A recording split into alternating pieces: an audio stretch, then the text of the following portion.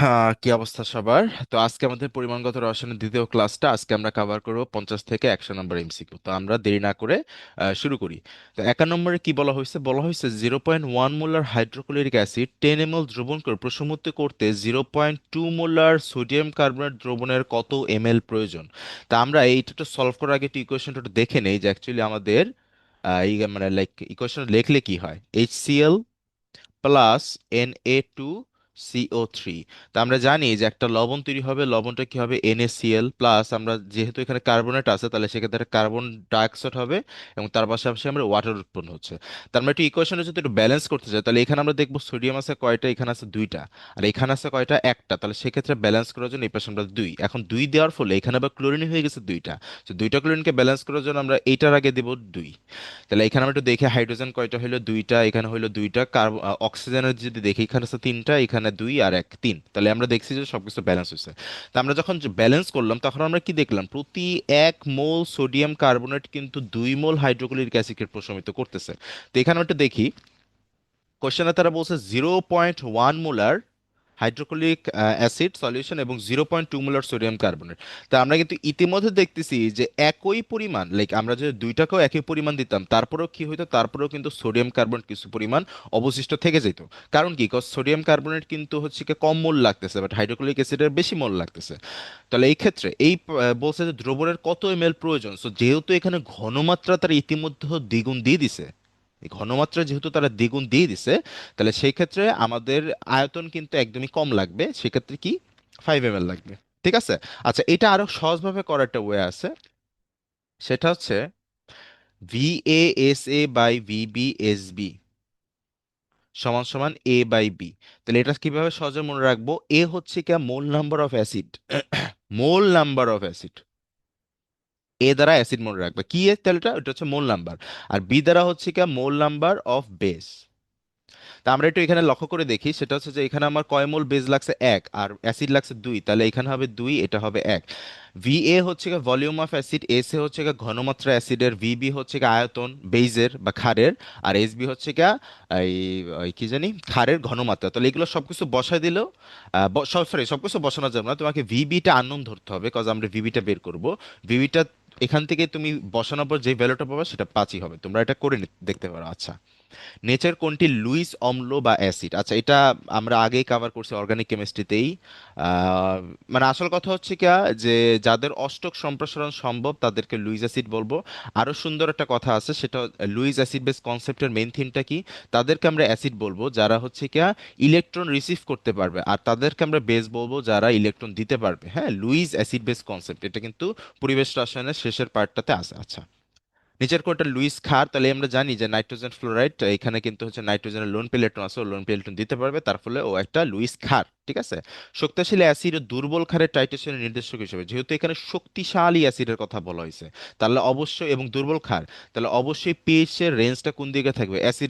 অ্যাসিডের দিকে থাকবে। তাহলে এখানে আমরা অপশনগুলোর ভিতরে দেখলাম যে মিথাইল অরেঞ্জটা হচ্ছে একমাত্র যেটা অ্যাসিডের দিকে আছে এবং রেঞ্জটা আনুমানিক 3 থেকে 5 এর দিকে। ঠিক আছে। এইটা কিন্তু একটা সুন্দর চার্ট আছে, ওই চার্টে কিন্তু কালার পরিবর্তন, পিএইচ, রেঞ্জ পরিসর, এগুলো সবই কিন্তু মেডিকেলের জন্য পড়তে হয়, সো এটা ভেরি ভেরি ইম্পর্টেন্ট। আচ্ছা, তারপর কি বলছে?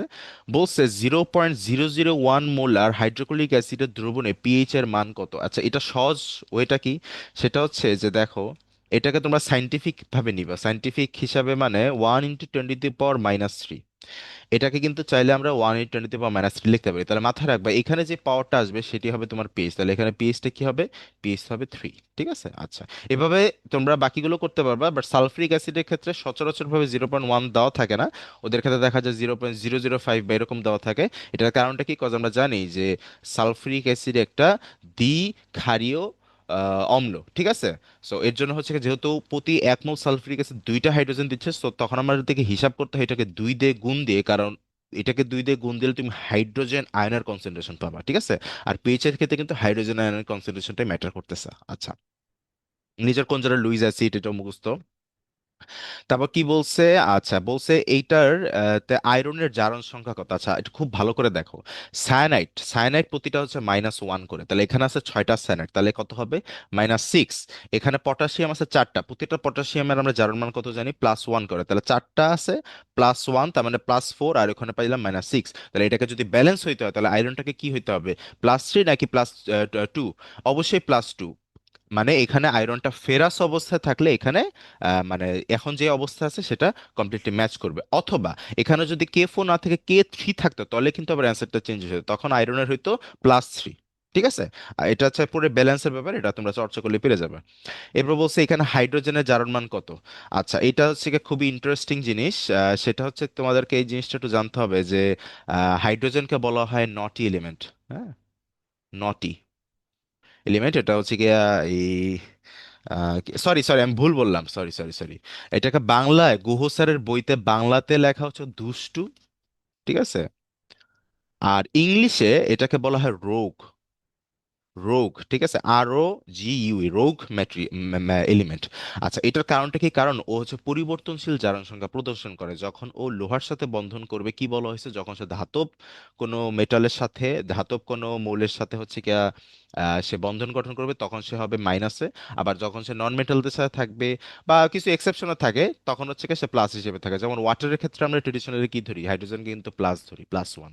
বাট এইখানে যেহেতু মেটালের সাথে হয়েছে তাহলে সেটা -1। সো এটা একটু মাথায় রাখবা যে হাইড্রোজেনকে এর জন্যই দুষ্টু মৌল বলা হয়। হ্যাঁ, গোসের বইতে তোমরা এই তথ্যটা পাবা। আচ্ছা, এবার কি বলছে? আচ্ছা, এইটা একটা ইন্টারেস্টিং কোয়েশ্চেন, সেটা হচ্ছে এটা অ্যাকচুয়ালি তোমাদের বইয়ের ভিতরে এক্সেপশন হিসেবে উল্লেখ আছে।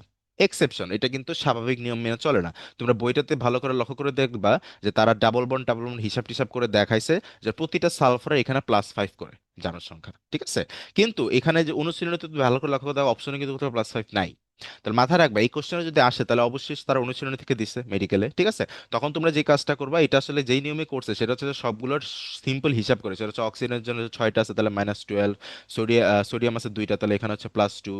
তাহলে হচ্ছে এই কি হইলো, তাহলে মাঝেরটাতে সালফার 4টার হইতে হবে কি +10 হইতে হবে। তাহলে +10 কেমনে করা যায়? 4টাকে 4 দিয়ে ভাগ দাও, তাহলে প্রতিটা 0.25 +2.5। তারা এইভাবে করছে, বাট এটা কিন্তু অ্যাকুরেট হবে না।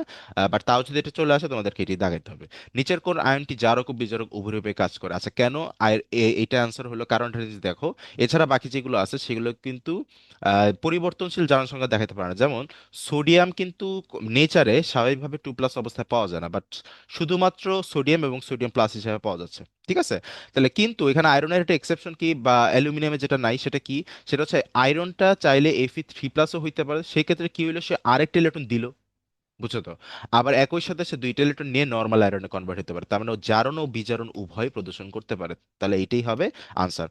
পটাশিয়াম ডাইক্রোমেটে ক্রোমিয়ামের জারণ সংখ্যা কত? পটাশিয়াম ডাইক্রোমেট মানে কি? K2Cr2O7। তাহলে এটার ক্ষেত্রে কি হবে, আমরা একটু হিসাব করি। অক্সিজেন আছে 7টা, তাহলে -14। পটাশিয়াম আছে 2টা, +2। তাহলে মাঝে 2টা ক্রোমিয়ামকে হইতে হবে +12। +12 কেমনে হবে? প্রতিটা ক্রোমিয়াম যদি +6 করে হয়, তাহলে অ্যান্সার হচ্ছে এটা। K2MnO4। আচ্ছা, এটা একটু ভেরি ভেরি ইম্পর্টেন্ট, এটা মাথা রাখো। এটা কিন্তু আমাদের সেশনে আসছিল, আমি যদি ভুল না বলি, 22-23 সেশনে। সেটা হচ্ছে KMnO4 একটা আছে, আর এটা হচ্ছে K2MnO4 আছে। সো এখানে একটু লক্ষ্য করবা দাগানোর আগে যে এটা K2 আছে নাকি কে আছে। সো K2 থাকলে হবে +6, আর শুধু KMnO4 থাকলে কি হবে? +7। ঠিক আছে? এটা একটু মাথায় রাখবা তোমরা। আচ্ছা, তারপর বলছে অম্লীয় KMnO4 দ্রবণ দ্বারা রেডক্স বিক্রিয়ায় Fe2+ আয়ন কি হিসেবে কাজ করে? অম্লীয় এটাতে বিক্রিয়াতে কি হিসেবে কাজ করে? আচ্ছা, খুব ভালো করে দেখো, অম্লীয় মাধ্যমে আমরা জানি এটা এইখানে আছে 7+, সেটা কনভার্ট হয়ে যাবে হচ্ছে কিয়া Mn2+, রাইট? 5টা নিবে, 5টা ইলেকট্রন নিবে সে। তাহলে যেহেতু এখানে ইলেকট্রন নিচ্ছে, তাহলে এটার হবে বিজারণ। আর তাহলে সেই ক্ষেত্রে আয়রনটার হবে কি? জারণ। Fe2+ থেকে সে কি হবে? Fe3+ হবে। তাহলে যেহেতু মাথা রাখবা জারক বিজারক শব্দটার সাথে কিন্তু কনফিউজ করা যাবে না। সেটা হচ্ছে যে যে জারণ ঘটায় সে হচ্ছে জারক, আর যে বিজারণ ঘটায় সে হচ্ছে বিজারক। তার মানে যার নিজের জারণ ঘটে, যার নিজের জারণ ঘটে সে একজন বিজারক। কারণ কি? কারণ তার নিজের জারণের ফলে আরেকজনের বিজারণ ঘটছে, তার মানে আরেকজন এর কাছে তার ভূমিকাটা বিজারক হিসেবে। ঠিক আছে? তো এই দুটো ওয়ার্ডগুলো কনফিউজ করো না, এটা কলেজে কিন্তু কনফিউজ করাটা খুবই স্বাভাবিক। ঠিক আছে? এটা অ্যাডমিশন সময় পর্যন্ত দেখা যাবে হালকা একটু কনফিউজিং, মাঝে মাঝে করতে পারো, বাট এটা একটু চর্চার ভিতরে রাখতে ঠিক হয়ে যাবে। আচ্ছা, 30 ml 0.1 মোলার ফেরাস সালফেট এর অম্লীয় দ্রবণকে টাইট্রেশন করতে আছে ভাই, টাইট্রেশন এগুলো তোমাদেরকে একটু মুখস্থ করে যেতে হবে, কারণ তোমরা ওই হলের ভিতরে বসে এরকম ম্যাথ করাটা একটু ঝামেলা। নিচের কোন যৌগে কার্বনের জারণ সংখ্যা ও যোজনী সমান? কিভাবে CCl4 হইলো? কারণ আমরা জানি যে কার্বনের ভ্যালেন্সি 4 এবং এখানেই কার্বনের হচ্ছে কি কি অক্সিডেশন বা জারণ মান কি হয়েছে, সমান হয়ে গেছে, ঠিক আছে। বাকি অপশনগুলো হচ্ছে না, কজ আমরা জানি যে নন মেটালদের ক্ষেত্রে যখন আমরা বন্ড ফর্ম করতেছি তখন কিন্তু এই হাইড্রোজেন রুলকে ট্রেডিশনালি হচ্ছে কি আমরা কি +1 ধরি, ঠিক আছে। সো যাই হোক, এটা তো CCl4, এটা তো মাথা রেখো। CONH3 6 আয়নটিতে কেন্দ্রীয় পরমাণুর জারণ মান কত? আচ্ছা, এখানে দেখি উপরে কিন্তু সুন্দর করে 3+ দিয়ে দিয়েছে, তো এটাকে কিন্তু আমাদেরকে মাথায় রাখতে হবে। আর আরেকটা জিনিস হচ্ছে অ্যামোনিয়ার কিন্তু কোনো চার্জ নাই। সায়ানাইডের একটু আগে আমরা যেটা করছি, সায়ানাইড, এখানে কিন্তু সায়ানাইডের চার্জ ছিল, বাট এখানে কিন্তু অ্যামোনিয়া আছে এবং আমরা জানি যে অ্যামোনিয়ার কিন্তু কোনো চার্জ নাই। তাহলে সেক্ষেত্রে এটার হিসাবটা কি হবে ভাই? এটার হিসাবটা হচ্ছে এই ছয়টার জন্য একেবারে শূন্য, কোনো পার্থক্যই নাই। এই কোবাল্টের হচ্ছে কি অ্যাকচুয়ালি 3+ চার্জ, বা জারণ, সরি, জারণ মান 3, এটা একটু মাথায় রেখো, ঠিক আছে। নিচের কোনটি জারণ বিজারণ বিক্রিয়া রূপে গণ্য করা যায়? আচ্ছা, এটারে কেন গণ্য করা যায়? আচ্ছা, কারণ কি ভাই, এনে ক্লোরিন আছে জিরো অবস্থাতে, সেটা হয়ে গেছে মাইনাস, আর এখানে হাইড্রোজেন দেখো এখানে আছে কি পুরো আসল হাইড্রোক্সাইড আয়নটা আছে, সেটা হচ্ছে কি পরিবর্তিত হয়ে গেছে এখানে, ঠিক আছে। তো যাই হোক, আসল কথা এনে ক্লোরিনটা দেখে আসলে বোঝা যাচ্ছে, ঠিক আছে। আচ্ছা, copper sulphate plus potassium iodide এই বিক্রিয়াটা বিজারক কোনটি? Very very important. বিজারক কোনটি? যার জারণ ঘটছে সে হচ্ছে কি বিজারক। দেখো তো কার জারণ ঘটছে, এখানে কিন্তু পটাশিয়াম আছে মাইনাস হিসাবে, সেটা পরিবর্তিত হয়ে গেছে জিরো, তার মানে তার জারণ ঘটছে। তাহলে বিজারকটা কি হবে? Ki-, ঠিক আছে, বা শুধু I-, যাই হোক। সরি, মানে পটাশিয়াম আইডার থাকলে ওটা দিতে পারতা, বাট পটাশিয়ামটা কিন্তু এখানে স্পেকটেটর, ওর কিন্তু কোনো পরিবর্তন হয়নি, এখানে +1 আছে, এখানেও সে +1 অবস্থাতে আছে। সো আনসারটা দেওয়ার সময় অবশ্যই আয়োডাইড আয়নটার উপরে দিতে হবে, ঠিক আছে। আচ্ছা, 9.5 গ্রাম, এটাও তোমাদেরকে ম্যাথ, এটা একটু মুখস্থ করে যাওয়া যদি মেডিকেলে চলে আসে। নিচের কোনটি সবচেয়ে শক্তিশালী বিজারক? এটা তোমরা মৌলের পর্যায়বৃত্ত ধর্ম পড়লেই তোমার পাওয়ার কথা। বিক্রিয়াকালে পটাশিয়াম ডাইক্রোমেট কয়টি ইলেকট্রন গ্রহণ করে? Very very important. অ্যাসিডিক মাধ্যমে আমরা দেখছি, ওই চার্টটা কিন্তু তোমাদেরকে পড়তে হবে। এই যে পরিমাণগত রসায়নের উপর কিন্তু আরেকটা ভিডিও আমরা বানাইছি, ওই ভিডিওটা দেখলে তোমরা এই যে এই ক্যালকুলেশনস গুলো, হ্যাঁ, ওই যে জারণ বিজারণের ক্ষেত্রে ব্যালেন্স করাটা কোনটা কত মোল থাকবে এটা তোমরা খুব সহজেই পারবা। তাহলে এখানে হচ্ছে কি আসলে মূলত ক্রোমিয়াম গুলো আছে হচ্ছে কি 6+ অবস্থায়, হ্যাঁ, প্রতিটা ক্রোমিয়াম কনভার্ট হবে 3+-এ। তাহলে সেক্ষেত্রে প্রতি 1 মোল পটাশিয়াম ডাইক্রোমেট নেবে 6টা ইলেকট্রন, দুইটা ক্রোমিয়ামের জন্য 3 3 করে দুইটা ক্রোমিয়াম নিবে, তাহলে 6টা, ঠিক আছে। আচ্ছা, এখানে কোনটির জারণ ঘটেছে? খুবই ইন্টারেস্টিং কোশ্চেন, কোনটার জারণ ঘটছে এটা দেখেই বুঝতে পারা উচিত। দেখো এখানে আয়োডিন আছে জিরো অবস্থাতে, আর এখানে আয়োডিন হচ্ছে কি মাইনাস অবস্থাতে আছে, তাহলে এরই জারণ ঘটছে, শেষ। অম্লীয় মাধ্যমে KMnO4 কয়টি ইলেকট্রন গ্রহণ করে? যে একটু আগে আমরা একটু দেখছি এখানে কি ম্যাঙ্গানিজ 7+ থেকে কনভার্ট হবে কিসে? 2+-এ, মানে Mn2+-এ। মানে সচরাচর দেখা যায় ম্যাঙ্গানিজ অক্সাইডেই কনভার্ট হয় যখন আমরা যে ওই বিক্রিয়াগুলো করি, হ্যাঁ, এই যে অম্লীয় মাধ্যমে জারণ বিজারণের ব্যালেন্সের ব্যাপারগুলো। আচ্ছা, ক্ষারীয় মাধ্যমে, হ্যাঁ, এইটাও তোমাদের কিন্তু মুখস্থ বিষয়, চার্টে কিন্তু এটা লেখা আছে যে অম্লীয় মাধ্যমে 5টা নিলেও ক্ষারীয় মাধ্যমে কয়টা নেয়? 3টা নেয়। ভেরি ভেরি ইম্পর্টেন্ট, ঠিক আছে। এই বিক্রিয়ায় কোনটা জারিত হয়েছে? কোনটা জারিত হয়েছে মানে কে ইলেকট্রন দিয়েছে? আমরা একটু দেখি তো। এখানে SN2+ থেকে সে কনভার্ট হয়েছে SN4+-এ, তাহলে এখানে কি সে ইলেকট্রন দিচ্ছে না? তাহলে এরই জারণ ঘটছে, শেষ। নিচের কোনটি জারণ বিজারণ বিক্রিয়া? দেখো তো কোনো পরিবর্তন হয়েছে নাকি? আমরা একটু ভালো করে লক্ষ্য করে দেখি, এখানে সালফার হচ্ছে কি -2 অবস্থাতে আছে, এখানে জিরো হয়ে গেছে, বাই এখানে পরিবর্তন হয়েছে জারণ মান, তার মানে এটি অ্যান্সার, শেষ।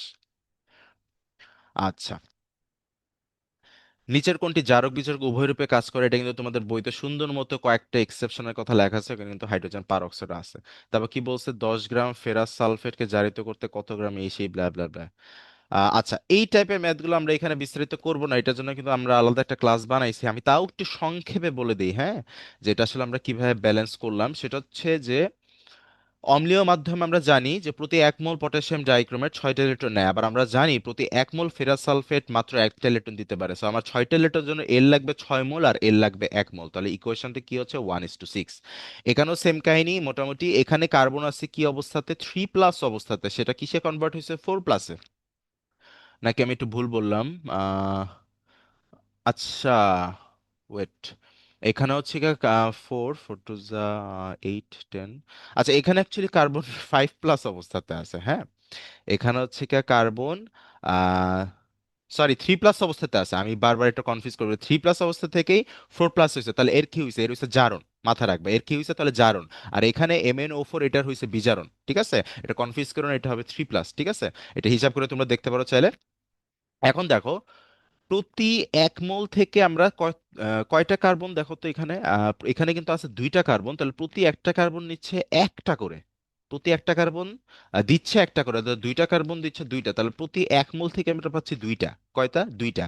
আর এখানে আমার লাগবে হচ্ছে 5টা। তাহলে এখানে পাইলাম 2, আর এখানে লাগবে হচ্ছে 5। তাহলে এটা যদি ব্যালেন্স করতে চাই, এটাকে যদি ব্যালেন্স করতে চাই, তাহলে খুব সিম্পলি কি দিয়ে গুণ দিতেই হচ্ছে দেখো তো। তুমি যদি এটাকে খুব সিম্পলি, এটা আমরা একটু পাশে করে দেখি। সেটা হচ্ছে এখান থেকে যাচ্ছে 2টা ইলেকট্রন, আর এখানে Mn7+ কনভার্ট হবে হচ্ছে কি Mn2+-এ, নিবে হচ্ছে কি সে 5টা ইলেকট্রন। তাহলে 5টার জন্য এটাকে আমরা দিয়ে 5 দিয়ে গুণ, হ্যাঁ ওইটারে দিব 5 দিয়ে।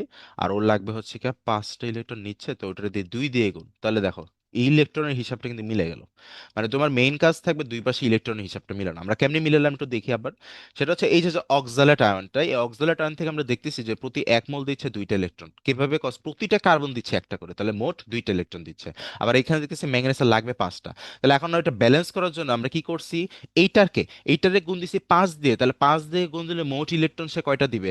আগে দিছিল কয়টা? 2টা 1 মোল থেকে, তাহলে 5 দিয়ে গুণ দিলে এবার দিবে 10টা। 5 2 10, এই যে মিলছে। হ্যাঁ মিলছে। এখন দেখো কেমেন ওফরের ক্ষেত্রে লাগবে 5টা, ওর ক্ষেত্রে আমরা যদি 2 দিয়ে গুণ দিই তাহলে কিন্তু 10টা ইলেকট্রন লাগবে তার, যদি এখানে আমরা 2 মোল পটাশিয়াম পার ম্যাঙ্গানেট বা শুধু ম্যাঙ্গানেট আয়নটা দিই। তাহলে সেই ক্ষেত্রে এই যে মাল্টিপ্লাই যে দিলাম, এটাই কিন্তু তাদের রেশিও হয়ে দাঁড়াচ্ছে, দ্যাট ইজ 2:5, ঠিক আছে? আচ্ছা, COCN6, আচ্ছা এটা তো আমরা একটু আগে দেখলাম। না, এখানে একটু পার্থক্য আছে, একটু আগে কিন্তু অ্যামোনিয়া ছিল, এবার এখানে সায়ানাইড আছে। সায়ানাইডের ক্ষেত্রে কিন্তু মাইনাস চার্জ আছে, তাহলে 6টার জন্য -6। তাহলে এখানে আবার যেহেতু 3 মাইনাস আছে, তাহলে অবশ্যই কোবাল্ট মাত্র +3, নইলে কিন্তু ওই যে বাইরের এই চার্জটা থাকতো না, ঠিক আছে? নিচের কোনটি জারক ও বিজারক উভয় হিসেবে কাজ করে? যা বললাম একটু আগে আসছে এটা। কোনটিতে ক্লোরিনের জারণ সংখ্যা সর্বাধিক? এইটাও তোমাদের হিসাবের বিষয়। দেখো ক্লোরিন এখানে অক্সিজেন আছে 4টা, তাহলে কত হচ্ছে? -8। আর ক্লোরিন হচ্ছে কি আছে একটা, হাইড্রোজেন হচ্ছে +1, তাহলে এখানে ক্লোরিনের জন্য লাগবে +7, বাকিগুলোতে কিন্তু +7 এর থেকে কম, ঠিক আছে? আচ্ছা, bromine plus sodium hydroxide concentrated ব্ল্যাব প্রক্রিয়াতে ব্রোমিনের জারণ সংখ্যা পরিবর্তন কতটুকু হয়েছে? আচ্ছা, আমরা লক্ষ্য করি ব্রোমিন এখানে তো 0 অবভিয়াসলি। আর এখানে দেখি অক্সিজেন আছে 3টা, 3 দুগুণে -6, রাইট? আবার যেহেতু উপরে একটা মাইনাস চার্জ আছে, তাহলে এটা হয়ে যাবে প্লাস, তাহলে কি হয়ে গেছে? তাহলে মোট এই পাশে চার্জ হচ্ছে -5, আর এটাকে তাহলে হইতে হবে +5। তাহলে কি পরিবর্তন হয়েছে? 0 থেকে +5 হয়েছে, ঠিক আছে? একটু মাথায় রেখো এটা। হ্যাঁ, সোডিয়াম হাইড্রোক্সাইড প্লাস ক্লোরিন, হ্যাঁ বিক্রিয়াটা কি ডিসপ্রপোর্শনেট? কেন বলো তো ভাই? কারণ এখানে ক্লোরিন আছে 0 অবস্থাতে, কি 0 অবস্থাতে, এবং সেটা ভেঙে কি হচ্ছে? সেটা ভেঙে হচ্ছে কি আহ এখানে হচ্ছে কি -1, আর এখানে কিন্তু +1, ঠিক আছে? সো এর জন্য এটাকে ডিসপ্রপোর্শনেট বিক্রিয়া বলে। এটা কিন্তু ঢাকা ভার্সিটিতেও আসছিল। আচ্ছা, নিচের কোনটি বিজারক? মিথানোইক অ্যাসিড, আহ এগুলো আসলে একটু পড়ার বিষয়, পড়বা। নিচের কোনটি বলে সচল মাধ্যমরূপে হিলিয়াম ব্যবহৃত হয়? মুখস্থের বিষয়। শোষণের সহগ, ব্ল্যাব ব্ল্যাব, বিয়ার্ট ল্যাম্বার্ট, হ্যাঁ এটা গুলো মুখস্থ। আচ্ছা, এটা নিয়ে একটু আলোচনা করি। সেটা হচ্ছে বইয়ের ভিতরে কিন্তু অ্যান্সার নাক্সের অনুশীলনী দিতেছে হাই প্রেশার, হ্যাঁ, liquid chromatography, but actual answer কিন্তু আবার হাই পারফরমেন্স লিকুইড ক্রোমাটোগ্রাফি। তোমরা একটু দেখো বইয়ের ভিতরে। তো তোমরা একটু দেখবা যে কবির স্যারের বইতেও কি সেম জিনিসটা আছে নাকি। যদি সেম জিনিসের রাইট অ্যান্সার থাকে, তাহলে কিন্তু বেস্ট কিন্তু রাইট অ্যান্সারটা দাগে দেওয়া, কারণ তুমি কিন্তু নিশ্চিতভাবে বলতে পারবে না যে তারা কোন বইয়ের অনুশীলন থেকে কোশ্চেনটা করছে, ঠিক আছে? আচ্ছা, এবার কি দেখি আমরা। সচল মাধ্যমে সে কি ইউজ করে? মুখস্থ। এটা ওগুলো মুখস্থ পড়তে হবে, এগুলো এগুলো পড়ার জিনিস। 94, বাহক গ্যাস, ক্রোমাটোগ্রাফির ক্ষেত্রে কোনটা সত্য? একটি নাইট্রোজেন অণুর ভর কত? মুখস্থের বিষয়। 0.025 মোলার পটাশিয়ামের ভর কত? ওই যে S = 1000 W/MB, ম্যাথ দিয়ে পারবা। প্রমাণ পটাশিয়াম ম্যাঙ্গানেট পার ম্যাঙ্গানেট দ্রবণের সাহায্যে আয়রনের পরিমাণ নির্ধারণ নির্দেশক হিসেবে কোনটা কাজ করে? পটাশিয়াম পার ম্যাঙ্গানেটই লিখে রাখছে তারা। এটা আসলে একটু কনফিউজিং কোশ্চেন, কারণ তারা চাইছে এখানে নির্দেশক, হ্যাঁ। এইটা আসলে মনে হয় কোশ্চেনে কিছু একটু ঝামেলা থাকতে পারে, বা তাও এটা আসলে তোমরা পটাশিয়াম পার ম্যাঙ্গানেটই দাগে দিয়েছো। এবার কি বলছে? 5 গ্রাম সোডিয়াম কার্বনেট গুঁড়াকে 100 গ্রাম দ্রাবকে দ্রবীভূত করে দ্রবণ তৈরি করা হলে ওই দ্রবণের ঘনমাত্রা কিভাবে প্রকাশ করা হয়? দেখো, দুইটাতেই আছে গ্রাম, তাহলে সেক্ষেত্রে কি W/W শেষ, ঠিক আছে? আচ্ছা, এটাও মনে হয় তোমাদের অনুষ্ঠানে কোনো কাহিনী আছে দেখে আমি দাগাইনি হয়তো এখানে, ঠিক আছে, যখন আমি স্টুডেন্ট ছিলাম। জারক বিজারক মোল সংখ্যা, এই যে একটু আগে আমি তোমাদেরকে যেই ইকুয়েশনটা শিখাই দিছি অ্যাসিডের বেলায়, তোমরা চাইলে সেম ইকুয়েশনটা এখানে ইউজ করতে পারবা, ঠিক আছে? দেখো পার্থক্যটা কি, সেটা হচ্ছে তারা এক্স ওয়াইটাকে ওইভাবে রেশিওতে না রেখে তারা দুই সাইডে বিলাই দিছে, ঠিক আছে? তুমি চাইলে এভাবে করতে পারো। দেখো লাইক তোমরা চাইলে শুধু এক্স ওয়াইটাকে এক পাশে রেখে, সাপোজ ধরো আমরা কি করলাম, এই পুরো জিনিসটাকে এই পাশে নিয়ে নিলাম, এটা কি, সেটা হচ্ছে V R by M naught divide by V naught M R সমান সমান হচ্ছে কি তোমার এক্স বাই ওয়াই। এটা কিন্তু চাইলে করা যায়, ঠিক আছে? তো তোমরা এভাবে চাইলে করতে পারো টাইট্রেশন। টাইট্রেশন এগুলো একটু একটু জটিল আছে, আবার তোমার বোর্ডের জন্য কিন্তু ওগুলো লাগবে, হ্যাঁ। আয়োডোমেট্রি, আয়োডোমেট্রি আর আয়োডোমেট্রি, ঠিক আছে? ওইটা ওগুলো ভালো করে জানতে হবে। তো এই ছিল আজকের মতো আলোচনা, আমাদের সামনে আবারও দেখা হবে। আহ ততদিন পর্যন্ত সবার জন্য শুভকামনা।